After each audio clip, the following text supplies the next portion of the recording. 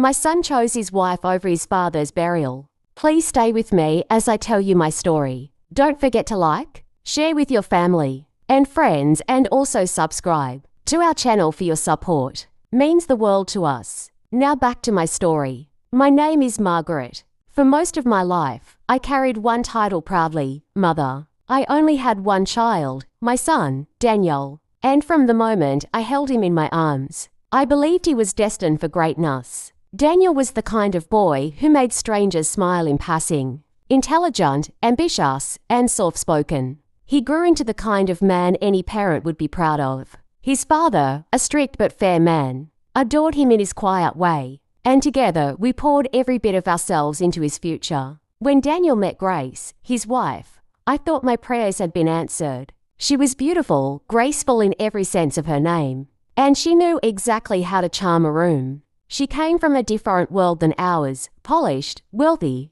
confident. At first, I told myself she would balance Daniel, give him the wings to match the roots we had planted. But as time went on, I noticed the small things. The way Grace always spoke for him at family gatherings. The way she pulled him aside when his father tried to advise him. The way her hands never left his arm, as though she feared letting him breathe without her. Still, I kept my thoughts quiet. I wanted my son to be happy, even if it meant biting my tongue. I never imagined that same woman would one day stand between Daniel and his own father's grave. I never imagined she would force me to choose between mourning my husband and mourning the living son who had turned his back on us. And so my story begins with a man I loved, a son I cherished, and the wife who made me question whether blood truly runs thicker than bowels. Looking back now, I realized the signs had always been there. Small cracks in what I thought was a strong bond. But at the time, I brushed them aside, telling myself every marriage had adjustments. Every family had seasons of distance. It began with Daniel missing dinners. 4 years, Sunday evenings had been sacred in our home, no matter how busy life became. Daniel always came back to sit at the table where he grew up. His father would pour him a glass of palm wine. I would serve his favorite stew, and we would talk until the candles burned low. Those dinners were our ritual, a reminder that no matter how far he traveled, he was still ours. Then, one Sunday, he didn't come. Grace called instead. Her voice was smooth, polite, almost polished. Daniel had a long week. He's resting. He sends his love. I remember smiling, even as disappointment gnawed at me. I told myself it was just one Sunday. Young couples need their space. He would come next week. But the weeks stretched into months. The calls became routine, Grace speaking for him, her words carefully measured. He's tied up, he's traveling for work, he'll call you back. But the calls rarely came. His father noticed too. One evening, as he sat staring into his untouched glass of wine, he said quietly, "Margaret, our son is slipping away from us." I wanted to protest, to defend Daniel. But deep down, I knew he was right. My son wasn't drifting by accident. He was being pulled, slowly, deliberately, and Grace was the one tugging at the string. I told myself it was natural. Why should be important? Perhaps too important. Still, I waited for the balance to return, for Daniel to reach for us on his own. But instead, the gap grew wider. When his father fell ill for the first time, I thought it would close. I thought the news would bring Daniel rushing home, his heart reminding him where he came from. I called him with trembling hands, my voice thick with worrying. "Your father is weak, Daniel. The doctor says it could be serious. Please, come." There was silence on the line, the kind that makes your chest tighten. Then his voice came, hesitant. "Grace isn't feeling well, Mama. She needs me here. I'll come soon. I promise." Those words cut deeper than I let him hear. She needs me more. I hung up, staring at the phone long after the call ended. My husband was coughing in the next room, struggling for breath. And my son had chosen to stay away, not because of work, not because of distance, but because his wife needed him. That was the night something inside me shifted. For the first time, my anger wasn't at Grace, it was at Daniel. Because love blinds, yes. But even blind love should not make a man abandon his father. I stood at the doorway to our bedroom that night, watching my husband sleep fitfully. His chest rose and fell with effort, his once strong body now frail. And I thought of Daniel, my boy who once ran to his father at every scrape, who once said, "Papa is my hero." How quickly he had forgotten. And yet, I told myself, it was only a season. Surely, he would come when things grew worse. Surely, he would choose blood over whispers. But fate had already begun its cruel work. The house filled quickly after my husband's passing. Death, I'd always thought, was the one thing that called family together, no matter how far apart life had scattered us. Cousins, uncles, and in-laws arrived with heavy steps and heavier voices, carrying the familiar mixture of grief and gossip that only funerals seem to invite. Women sat in clusters, their wrappers tied tightly, their voices rising in prayers and wails. Men gathered outside, their low conversations punctuated with sighs and shakes of the head. Food and chairs appeared from nowhere, and our compound transformed into a camp of mourning. But amidst the crowd, one absence rang louder than all the voices put together. "Daniel." Every hour that passed, someone asked about him. At first, the questions were innocent, laced with sympathy. Has he been told? Perhaps he is arranging transport. But as the hours stretched into days, their tone shifted. Why hasn't he come? Is he truly his father's son? Maybe his wife is holding him. I heard every word. Each one landed like a stone against my chest. I tried to defend him, my tongue trembling with excuses. He must be delayed. Grace must not be well. He will come, he must come. But even as I spoke, the doubt in my voice betrayed me. One evening, as the sun dipped low and the compound buzzed with preparations for the wake, the phone finally rang. My hand shook as I grabbed it, Daniel's name glowing on the screen. "Daniel!" I breathed, my heart leaping. "Tell me you're on your way." There was silence, then his voice, low, weary. "Mama, I can't come yet. Grace isn't doing well. She needs me." My knees nearly gave way. "Your father is gone, Daniel, gone. This is the time your family needs you most. This is the time you honor the man who raised you." He said nothing for a moment. I thought I heard Grace's voice faintly in the background, calm and coaxing. Then Daniel spoke again, his tone sharper now. "I know what you want, Mama, but my wife comes first. She's my family too. You of all people should understand that." The line went dead before I could speak. I stood frozen in the middle of the room, my chest hollow. Around me, relatives whispered, their eyes cutting into me, into the empty chair that should have been filled by my son. My husband's coffin lay in the parlor, surrounded by candles.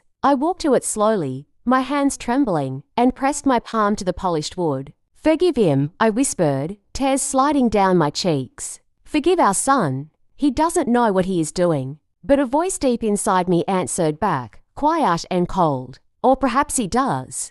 Grace. Even her name sounded like a mockery to me. Because whatever she brought into our lives, it was not Grace. It was distance, silence, slow unraveling of the bond between a son and his family. The first time I met her, she had charmed me. She was beautiful, with skin that glowed, a smile that seemed warm, and eyes that sparkled with confidence. She carried herself like someone who had always known her worth, and she spoke in a voice that commanded attention. I remember thinking, this is the woman my son will build his life with. But over time, her glow dimmed in my eyes. She did not like sharing Daniel. I saw it in the way her arm tightened around him whenever he visited, the way her smile thinned when his father offered advice, the way her laughter rang hollow when I reminisced about his childhood. She made everything about him and her, leaving no room for us. And Daniel, my son, my pride, became a man divided. In the weeks leading up to his father's burial, Grace's presence grew heavier than ever. Whenever I called, it was her voice I heard first, calm, sweet, but always final. "Daniel is resting. Daniel is busy. Daniel can't talk right now." When Daniel did speak, his words carried an unfamiliar weight, as though they had been fed to him beforehand. "Mama, you have to understand, Grace is fragile. Mama, you're asking too much. I can't leave her like this. Mama, she needs me more than anyone right now."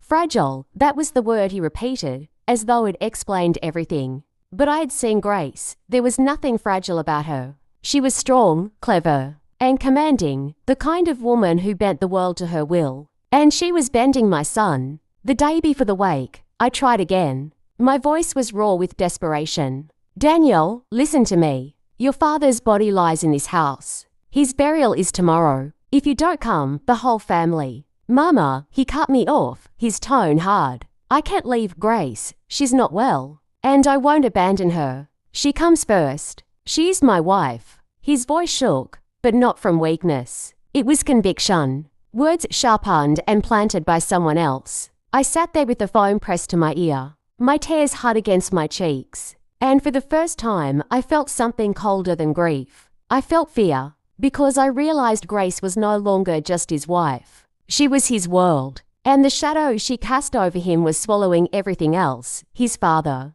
his family, even me. That night, as I prepared his father's clothes for burial, I whispered a prayer. God, don't let me bury my husband alone. Touch my son's heart. But as the wind rattled the windows and the silence of the house grew heavier, I could not shake the dread that I would be standing at the graveside without him. And Grace, somewhere far away, would be smiling.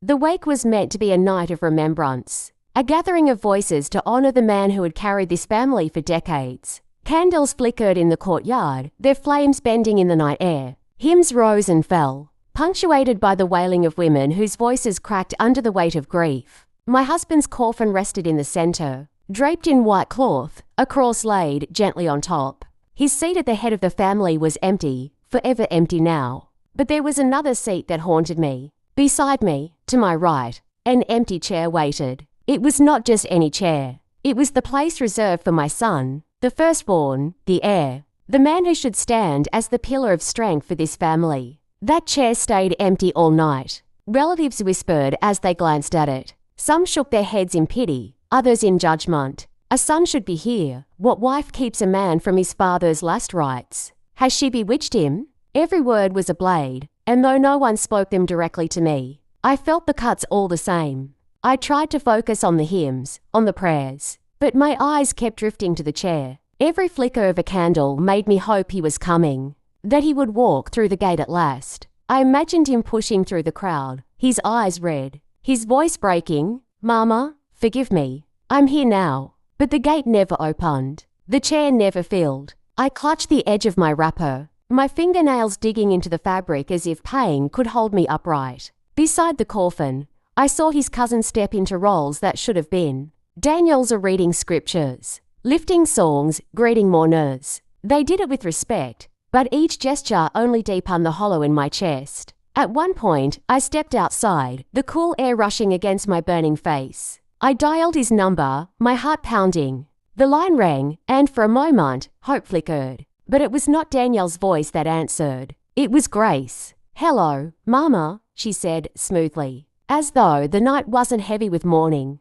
"Daniel can't talk. He's resting." "Resting?" My voice broke, sharp and raw. "His father lies in a coffin. Grace, do you understand that? His father is waiting for his son, and you tell me he is resting." She sighed, not with sorrow, but with irritation. "I know you're upset, but Daniel needs to be here, with me. He'll come when he can." Before I could reply, the line went dead. I stared at the phone in my hand, the world spinning around me. A bitter truth pressed against my chest. It wasn't that Daniel couldn't come. It was that he wouldn't. When I returned to my seat, the chair beside me was still empty, its silence louder than the songs of mourning. And for the first time since my husband's death, I wished the earth would open and take me too, because the pain of betrayal cut deeper than the pain of loss.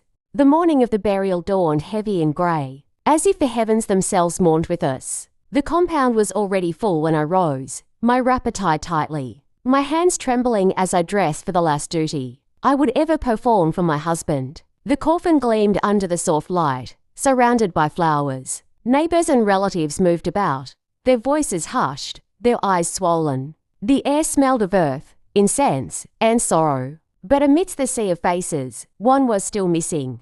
Danielle. Every knock on the gate made my heart leap, only to crash when another neighbour entered. Another cousin, another distant relation. Each new arrival reminded me of the one who wasn't coming. By the time the priest began the service, the truth had sunk deep into me like a stone. My son was not here. I sat at the front, my eyes fixed on the coffin, but my mind wandered. I imagined him walking in at the last moment, rushing forward, his eyes wet with guilt. I imagined him lifting the coffin with his cousins, standing tall as the man his father raised him to be. But when the coffin was lifted, Daniel was not among the pallbearers. His cousins bore the weight instead, their faces strained, their steps slow, and the empty space where my son should have been walked beside them like a ghost. At the graveside, the priest's words blurred into a hum. All I heard was the dull thud of earth striking wood. Each sound echoed in my chest, not just as a farewell to my husband, but as a burial of hope itself.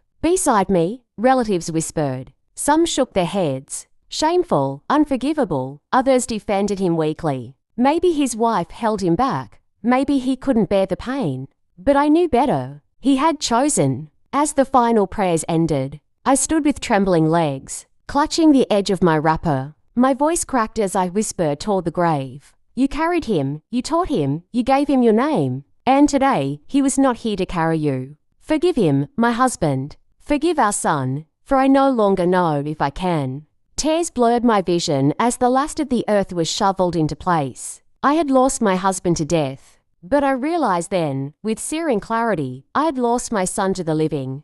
The house grew quieter after the burial. The wailing ceased, the neighbours returned to their homes, and the once bustling compound sat heavy with silence. Only the scent of incense and the faint outline of the fresh grave in the yard reminded us that a great man had been laid to rest. But grief wasn't finished with us. It had another face, colder, sharper, and dressed in legal documents. 3 days after the burial, the family gathered in the sitting room for the reading of my husband's will. The lawyer arrived with his briefcase, his expression somber but businesslike. We sat in tense silence, the air thick with expectation. Daniel still had not appeared. My chest ached as I stared at his empty seat. How could he ignore this too?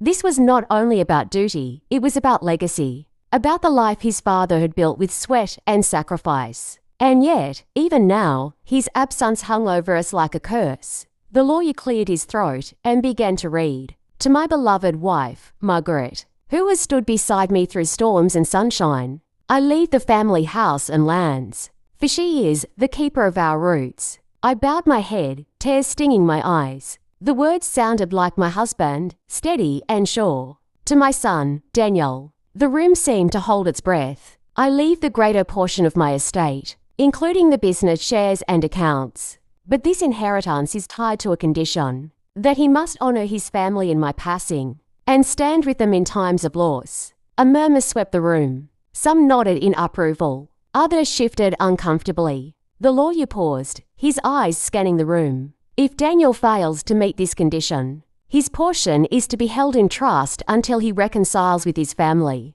Should he never do so, it will pass on to his cousins. My hands trembled in my lap. My husband had known. Somehow, he had foreseen this fracture, this betrayal, and he had tried to bind our son back to us with the only thing that could weigh against. Grace's influence, his inheritance. Whispers filled the room. He didn't even come for the burial. What will happen now? His wife will not like this. I pressed my lips together, my heart pounding. I could already imagine Grace's reaction when Daniel told her. The money, the shares, the future she had clutched so tightly, all now rested on a choice. Would Daniel return to us, humble himself, and reclaim his place? Or would he let her pride pull him further away, leaving everything behind? As the lawyer closed his file, the silence in the room was louder than any cry. I sat there, clutching my wrapper, praying for a miracle. But deep down, a cold certainty settled over me. Grace would not let him come back. And Daniel, my only son,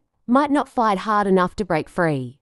Grief has a way of sharpening the eyes. After the burial, I began to notice things I had once overlooked. Threads of truth that unraveled slowly until they revealed the entire ugly fabric. It started with whispers. Cousins spoke in hushed tones when they thought I wasn't listening. Neighbours avoided my gaze. Finally, one evening, my husband's younger brother, Chike, pulled me aside. Sister Margaret, he said carefully, I don't want to add to your pain, but you deserve to know. Grace, she's been poisoning Daniel's mind for years. I froze, my breath caught in my throat. Poisoning him? How? Chike's eyes hardened. Whenever your husband called Daniel to advise him on business, Grace would interfere. She told him his father didn't trust him, that he wanted to control him. She made him believe he was never good enough in your eyes either, only in hers. She made herself his refuge and turned you into the enemy. I clutched the edge of the chair, my hands trembling. Memories flooded me. Daniel cancelling visits. His sudden coolness toward his father. The strange distance in his voice. It hadn't been distance. It had been grace. As if fate wanted to confirm it, I found proof days later. While sorting through papers in my husband's study, I discovered a letter, a copy of one he had written to Daniel months before his death. In it, he pleaded with our son to visit, to stand firm as the man he had raised him to be. But at the bottom, scrawled in Daniel's handwriting, were notes, harsh, defensive words I knew had not come from him. Grace says you never believed in me. Grace says you only care about control. Grace says I am a man now, and I must choose my own path. Each sentence was a dagger. Grace's name appeared on every line, guiding his hand, shaping his thoughts, drawing him further away. The realization struck me cold. Grace had not only stolen my son's loyalty in life, she had stolen his chance to honor his father in death. That night, I sat alone by my husband's grave, the cool earth damp beneath me. She took him from us, I whispered, my tears soaking into the soil. And he let her. He let her. But grief was no longer enough. A spark of anger lit inside me, sharp and hot. Grace thought she had won. She thought she had turned my son against his blood, made him hers entirely. But she had forgotten one thing. A mother may bend under sorrow, but she does not break. And if Grace believed this war was over, she was wrong. The reading of the will spread like wildfire through the family. By the end of the week, even the youngest cousins whispered about it, about how Daniel stood to inherit everything, yet had tied his fate to a woman who refused to let him stand with us. It was inevitable, we had to confront him. The meeting was arranged at my sister's house. The family gathered, filling the living room with heavy silence. When Daniel finally arrived, Grace was at his side, her hand locked around his arm like a chain. She looked beautiful as always, her hair perfect, her dress elegant, but her eyes were hard, calculating, daring anyone to challenge her. Daniel avoided my gaze as he took his seat. My heart twisted at the sight of him, my son, the child I had carried, now sitting across from me as a stranger. Daniel, Chike began, his voice calm but firm. Your father left you the greater part of his estate, but he tied it to honor you have not shown. You missed his burial, his last journey. Do you not see what shame this has brought? Daniel's jaw tightened. I had reasons. Grace leaned forward, her smile sharp. His reason was me, his wife. The vows he made before. God, why is it so hard for this family to understand that I come first now? Her words were gasoline on an open flame. Murmurs rippled through the room, faces darkened with anger. I could no longer stay silent. My voice trembled as I spoke. Grace, no one is questioning your place as his wife. But a man does not abandon his father's grave. A son does not choose convenience over blood. You stood in the way of duty, and Daniel, you allowed it. At last, Daniel looked at me. For a hot beat, I thought I saw regret flicker in his eyes. But then Grace's grip on his arm tightened, and his expression hardened. You don't understand, Mama, he said, his voice cold. You never understood. Grace is my family now. I made my choice, and I won't apologize for it. The room erupted. Relatives shouted, some calling him ungrateful, others shaking their heads in disgust. My chest burned, but I forced myself to rise above the noise. Then hear me, my son, I said, my voice cutting through the chaos. You did not only bury your father that day, you buried your place in this family. You buried my trust, and one day you will feel that weight. Grace smirked, victorious, and whispered something in his ear. He nodded, stood, and walked out, not looking back, not even once. The door closed behind them, and with it, the last fragile hope I had held on to. My son was gone, not to death, but to a living captivity I could not fight.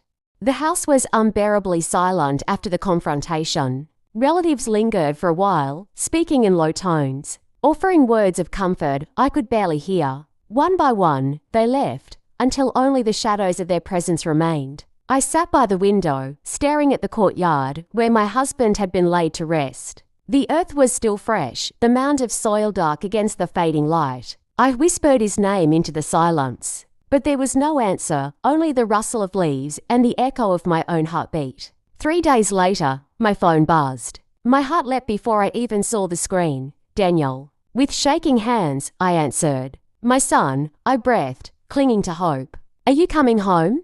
Are you ready to make this right? There was a pause, and for a moment, I thought I heard the boy I had raised, the child who once ran into my arms after school, the man who once called me his anchor. But his voice came low, steady, and final. I'm sorry, Mama. Grace needs me. I couldn't leave her. I had no choice. The line went dead. I stared at the phone until it slipped from my fingers. No choice. The words rang in my head like a cruel chant. A son always has a choice. To honor his father. To stand with his family. To remember the blood that gave him life. But Daniel had chosen. That evening, I walked to the grave. The setting sun cast long shadows across the ground, and the air was heavy with the scent of incense still clinging to the soil. I knelt, pressing my palms into the earth that covered my husband. I buried you that day, my love, I whispered. But I also buried our son, not here in the ground, but in the arms of a woman who made him forget us. The tears came then, slow and unrelenting, falling into the soil as though the earth itself might carry them to the man beneath. I rose slowly, my heart hollow. I had lost a husband to death, but the greater wound was knowing I had lost a son to the living. And that kind of loss, I knew, would never heal. Thank you for watching till the end. Don't forget to like, share and subscribe to our channel for more interesting stories.